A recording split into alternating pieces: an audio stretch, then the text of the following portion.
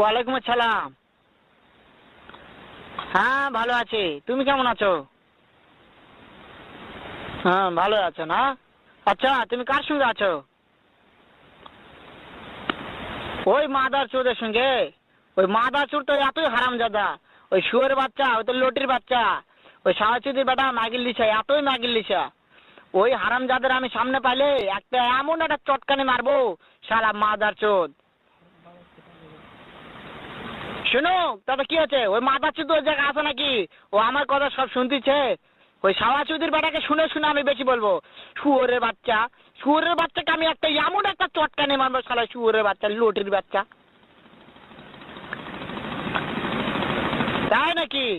ওই শুয়োরের বাচ্চা আমাকে মারতে চায়?